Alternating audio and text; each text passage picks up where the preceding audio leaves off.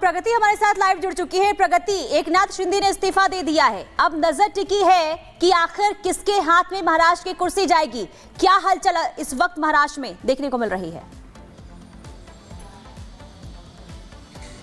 बिल्कुल पुनीता, सबसे बड़ा सवाल इस समय यही है। मैं आपको जानकारी दे दूं, वर्षा के बाहर मेरी मौजूदगी है। सीएम अपने निवास पर वापस पहुंच चुके हैं। राजभवन वो पहुंचे थे जहां उन्होंने रेजिग्नेशन दिया, इस्तीफा दिया, और अब वो जब तक नए सीएम का ऐलान नहीं होता, नाम फाइनल नहीं होता, तब तक कार्यवाहक सीएम के रूप में काम करेंगे। 28 जून से लेकर 26 नवंबर तक एकनाथ शिंदे सीएम रहे हैं। मैं आपको जानकारी दे दूं, शिवसेना के जितने भी नेता हैं, कार्यकर्ता और मिनिस्टर्स की भी बात हो रही है कि थोड़ी देर में वो पहुंचेंगे यहाँ पर, जिसको देखते हुए सिक्योरिटी और भी ज्यादा टाइट कर दी गई है और उनकी मुलाकात सीएम एकनाथ शिंदे से हो सकती है। इसके अलावा बताया जा रहा है कि 12 बजे प्रेस कॉन्फ्रेंस भी हो सकती है। इसको लेकर हालांकि कोई स्पष्ट जानकारी नहीं मिल रही है, लेकिन अपने जो अंदाजे हैं वो लगाए जा रहे हैं। बताया जा रहा है कि 6 से 7 विधायकों पर एक मंत्री पद हो सकता है। भारतीय जनता पार्टी की बात करें तो 132 सीटें लेकर बीजेपी आई, ऐसे में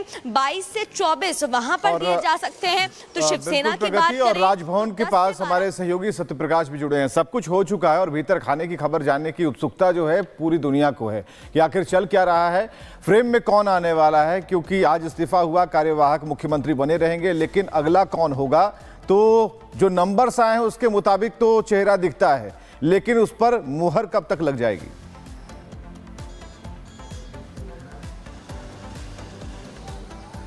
बस नाम का घोषणा बाकी है। जहां शिवसेना शिंदे गुट की बात किया जाए तो शिवसेना शिंदे गुट की तरफ से मीटिंग हो गई है, जो भी एमएलए थे उनके साथ मीटिंग हो गई है। अजित पवार गुट जो है उनके साथ उनके एमएलए की मीटिंग हो गई है। तो दोनों पार्टियों की तरफ से शिंदे गुट एमएलए की मीटिंग हो गई है, एनसीपी अजित पवार गुट की एमएलए की मीटिंग हो गई है। अब बचा है बीजेपी गुट की एमएलए की मीटिंग, जो कि विधायकों की मीटिंग होना है। अभी ये तय नहीं हुआ है, क्योंकि अभी तक बीजेपी के जो विधायक हैं उनको कोई कहा नहीं गया है कि मुंबई आना है और कब ये मीटिंग होगा। लेकिन कहीं न कहीं जो सरकार बनाने की देरी चल रही है, उसको देखते हुए कहीं राज्यपाल ने कार्यवाहक सीएम एकनाथ शिंदे को नियुक्त किया है। अभी समय है, इसलिए बीजेपी की तरफ से कहा जा रहा है कि हमारे पास समय है, आंकड़ा है, बहुमत है, और दोनों तरफ से कहीं साफ साफ संदेश दिए जा रहे हैं कि समय होते हुए हम आराम से करेंगे। तो बताया जा रहा है कि 2 दिनों के बाद कहीं जो महाराष्ट्र का मुख्यमंत्री कहीं चेहरा जो है नाम का घोषणा हो जाएगा और शपथ विधि हो जाएगा। लेकिन चुनौती इसके बाद भी है सत्यप्रकाश, क्योंकि इसके बाद नेक्स्ट रोल क्या होगा, शिंदे का रोल क्या होगा, क्योंकि फडणवीस अगर आते हैं, क्योंकि हर संभावनाओं पर सबकी नजर है,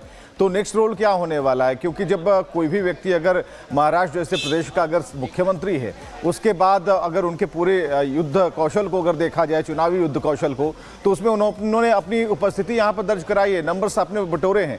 तो ऐसी स्थिति में नेक्स्ट रोल भी एक बड़ी चुनौती होगी।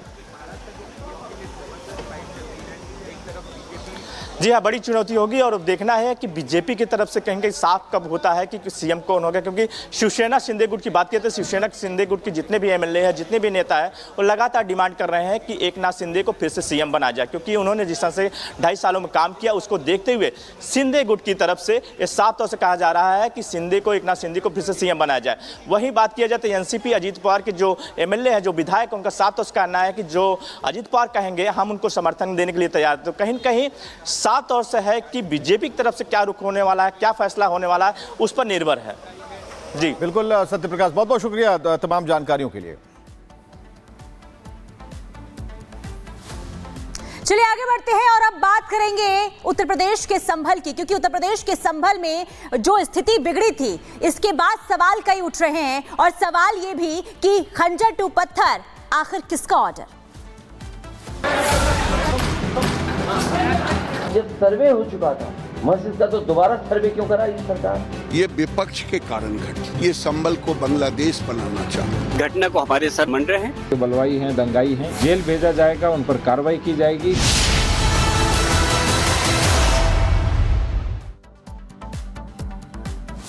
और संभल हिंसा से जुड़ी इस वक्त की बड़ी खबर सामने आ रही है। डिप्टी कलेक्टर ने बड़ा खुलासा किया है और यह बताया गया है कि 800 लोगों की भीड़ वहां पर इकट्ठा हुई थी और जो ये हिंसा हुई है ये सोची समझी हिंसा थी।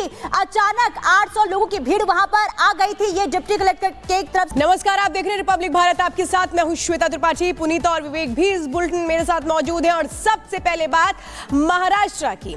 आज ये बताया जा रहा है कि एकनाथ शिंदे इस्तीफा उन्होंने दे दिया है, सीएम पद से इस्तीफा दिया है। राज्यपाल ने उन्हें कार्यवाहक मुख्यमंत्री के तौर पर फिलहाल काम करने के लिए कहा है। ये बड़ी जानकारी इस वक्त आपको बता दें, क्योंकि जिस तरह से एक शानदार मैंडेट मिला है महायुति को, इसके बाद अब नए सीएम के लिए जो कवायद है वो शुरू हो रही है। ये आप देख रहे हैं देवेंद्र फडणवीस भी मौजूद हैं उसी दौरान जब एकनाथ शिंदे ने अपना इस्तीफा राज्यपाल को सौंपा। और इसी के साथ अब आगे जो सरकार गठन की प्रक्रिया होगी वो होगी। राज्यपाल ने शिंदे को कार्यवाहक सीएम नियुक्त किया है। देवेंद्र फडणवीस, अजित पवार को आप तस्वीरों में देख पा रहे हैं, वो भी एकनाथ शिंदे के साथ पहुंचे थे। महाराष्ट्र विधानसभा का आज कार्यकाल खत्म हो रहा है और इसी के साथ अब नई सरकार के गठन का भी जो प्रोसेस है वो शुरू होगा। दीपक केसकर जो शिवसेना के नेता है वो क्या कह रहे हैं वो सुनते हैं।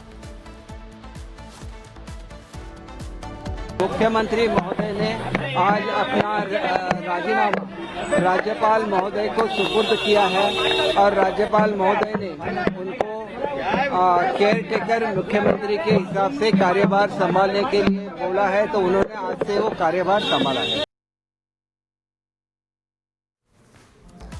और प्रगति हमारे साथ लाइव जुड़ चुकी है। प्रगति, एकनाथ शिंदे ने इस्तीफा दे दिया है, अब नजर टिकी है कि आखिर किसके हाथ में महाराष्ट्र की कुर्सी जाएगी। क्या हलचल इस वक्त महाराष्ट्र में देखने को मिल रही है? बिल्कुल पुनीता, सबसे बड़ा सवाल इस समय यही है। मैं आपको जानकारी दे दूं, वर्षा के बाहर मेरी मौजूदगी है। सीएम अपने निवास पर वापस पहुंच चुके हैं। राजभवन वो पहुंचे थे जहां उन्होंने रेजिग्नेशन दिया, इस्तीफा दिया।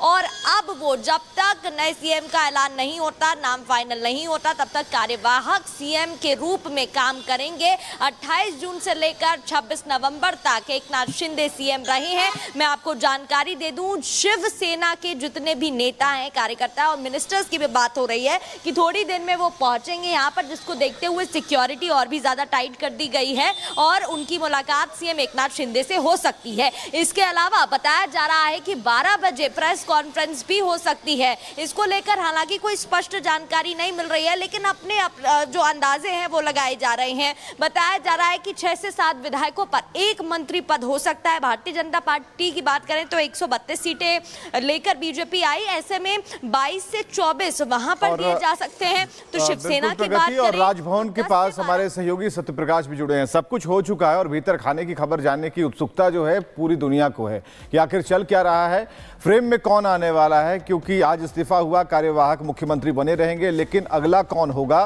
तो जो नंबर्स आए हैं उसके मुताबिक तो चेहरा दिखता है, लेकिन उस पर मुहर कब तक लग जाएगी।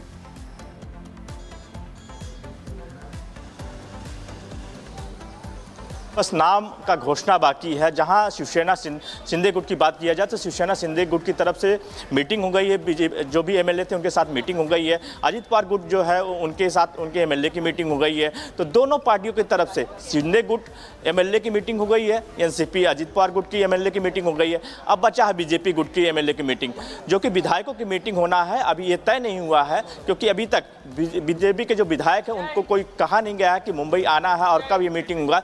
लेकिन कहीं कहीं जो सरकार बनाने की देरी चल रही है उसको देखते हुए कहीं कहीं राज्यपाल ने कार्यवाहक सीएम एकनाथ शिंदे को नियुक्त किया है। अभी समय है, इसलिए बीजेपी की तरफ से कहा जा रहा है कि हमारे पास समय है, आंकड़ा है, बहुमत है। और दोनों तरफ से कहीं कहीं साफ साफ संदेश दिए जा रहे हैं कि समय होते हुए हम आराम से करेंगे। तो बताया जा रहा है कि 2 दिनों के बाद कहीं कहीं जो महाराष्ट्र का मुख्यमंत्री कहीं कहीं चेहरा जो है नाम का घोषणा हो जाएगा और शपथ विधि हो जाएगा। लेकिन चुनौती इसके बाद भी है सत्यप्रकाश, क्योंकि इसके बाद नेक्स्ट रोल क्या होगा, शिंदे का रोल क्या होगा, क्योंकि फडणवीस अगर आते हैं, क्योंकि हर संभावनाओं पर सबकी नजर है, तो नेक्स्ट रोल क्या होने वाला है। क्योंकि जब कोई भी व्यक्ति अगर महाराष्ट्र जैसे प्रदेश का अगर मुख्यमंत्री है, उसके बाद अगर उनके पूरे युद्ध कौशल को अगर देखा जाए, चुनावी युद्ध कौशल को, तो उसमें उन्होंने अपनी उपस्थिति यहाँ पर दर्ज कराई है, नंबर्स अपने बटोरे हैं। तो ऐसी स्थिति में नेक्स्ट रोल भी एक बड़ी चुनौती होगी। जी हाँ, बड़ी चुनौती होगी।